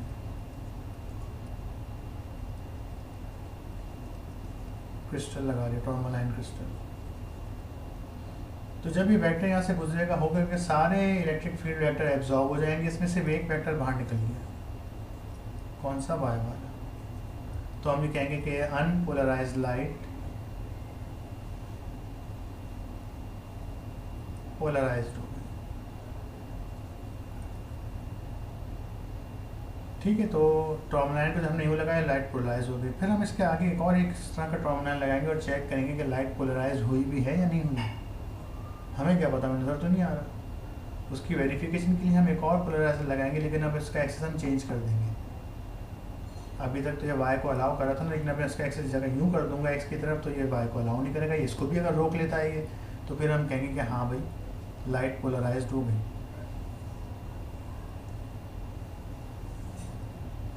एक और मटेरियल लगा दिया, इसके मॉलिक्यूल्स का एक्सेस यहाँ पर है, यानी कि यहाँ वाले जहाँ इसके मॉलिक्यूल्स वाइब्रेट कर रहे हैं, इस वाले एक्सेस को अलाउ कर सकता था, लेकिन ये तो यूँ आ रहा है, तो ऐसा अलाउ नहीं करेगा। तो यहाँ पे आपको नो लाइट मिलती है, कोई भी लाइट नज़र नहीं आती, बिल्कुल अंधेरा हो जाता है। इसको हम कहते हैं पोलराइज़र, और इसको हम कहते हैं एनालाइज़र, जिसने हमें एनालाइज किया कि वेरीफाई कर दिया कि लाइट का जो है वो ट्रांसफर नेचर है, लाइट में जो है वो ट्रांसफर्स नेचर लगती है। इलेक्ट्रोमैग्नेटिक तो है, लेकिन इसका नेचर कैसा है, ट्रांसफर्स है, यानी किस तरीके से मूव कर रही है। बिल्कुल इसी तरीके से कि अगर एक गत्ते में हम थोड़ा सा ओपनिंग कर दें और लाइट को पास आउट कराएं, मिसाल के तौर पर ये एक ओपनिंग है किसी गत्ते में। अब मैंने यहाँ पर ये वेव प्रोड्यूस की, ये यहाँ पे डोरी बनी, मैंने वेव प्रोड्यूस की, तो ये वेव इसमें से पास आउट होके आगे पहुँच जाएगी। लेकिन अगर इसी गत्ते को मैं यूँ कर दूँ,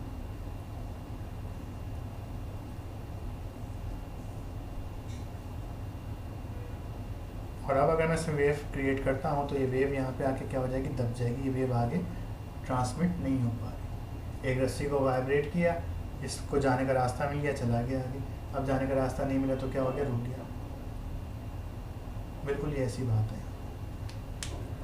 इसको हम कहते हैं पोलराइजेशन ऑफ लाइट। लाइट को हमने क्या कर दिया, पोलराइज कर दिया।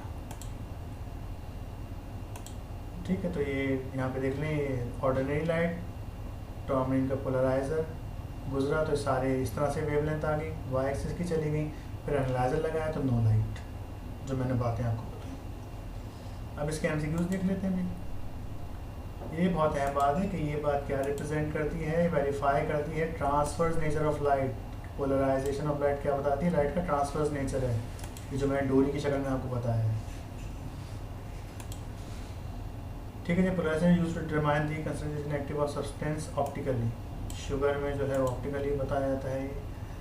अच्छा, ये जो entrance effect on sky and cloud, ये भी पोलराइजिंग डिस्क। ये जो इफेक्ट होता है स्काई में, स्काई भी जो हमें नज़र आ रहे होते हैं वो स्कैटरिंग ऑफ लाइट या पोलराइजिंग डिस्क की जैसे नज़र आ रहे होते हैं। Polarization by selective absorption can be done by tourmaline crystal. Tourmaline crystal से जो हम करते हैं, जो हमारे कोर्स में है, ये कौन सा मेथड होता है, एब्जॉर्प्शन, एब्जॉर्ब कर लेता है कंपोनेंट को, एब्जॉर्बिंग कंपोनेंट मेथड कहते हैं टर्मलाइन क्रिस्टल से। Polarisation of light due to tourmaline crystal because of selective absorption, सिर्फ उसने वाई को अलाउ किया, बाकी सबको एब्जॉर्ब कर लिया। The property of light used to determine the concentration optically active substance in sugar is called polarisation. ठीक है, तो यहाँ पे इसके सारे एमसीक्यूज हमारे वाइंड अप हो जाते हैं। Young double slit achieve face current using double slit. ठीक है जी, सारे एमसीक्यूज हमारे यहाँ वाइंड अप हो जाते हैं चैप्टर नंबर 9 के। आई होप आपको समझ में आ गए होंगे। ठीक है, थैंक यू, अल्लाह हाफिज़।